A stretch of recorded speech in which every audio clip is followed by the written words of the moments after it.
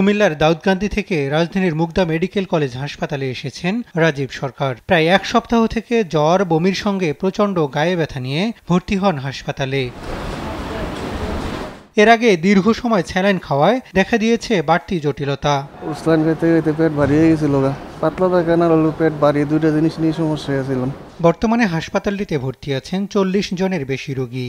অধিকাংশই প্রায় কাছাকাছি উপসর্গ নিয়ে এসেছেন হাসপাতালে। শরীরে প্রচণ্ড ব্যথা ছিল, তারপর ৩ দিন পর ডেঙ্গু টেস্ট করাই, ডেঙ্গু পজিটিভ আসার পর আমার প্লাটিলেস ছিল ৫১, এরপরের দিন আবার টেস্ট করাই ২২ বসছে। প্রথমে জ্বর হয়েছিল, তারপর বমি হয়েছিল, বমির পর আস্তে আস্তে পেটে ব্যথা শুরু হয়েছে। পুরো শরীর ব্যথা, মাথা ব্যথা, মাথাটা খুব যন্ত্রণা করতেছিল। অধিকাংশ রোগী দেরিতে হাসপাতালে আসায় জটিলতা তৈরি হচ্ছে বলে জানান চিকিৎসকরা। প্রতি বছরই দেখা যায় যে জুলাই আগস্টের দিকে ডেঙ্গু একটু সংখ্যা বাড়ে, তো যথারীতি এবছরও একটু বাড়ছে। তো জনগণ যদি যথেষ্ট সচেতন না হয় তাহলে হয়তো এটা আরো বাড়তে থাকবে। তবে ডেঙ্গুর সঙ্গে করোনা রোগী বাড়তে থাকায় কিছুটা দ্বিধাগ্রস্ত হচ্ছেন সাধারণ মানুষ। এ অবস্থায় দ্রুত চিকিৎসকের কাছে যাওয়ার পরামর্শ বিশেষজ্ঞদের।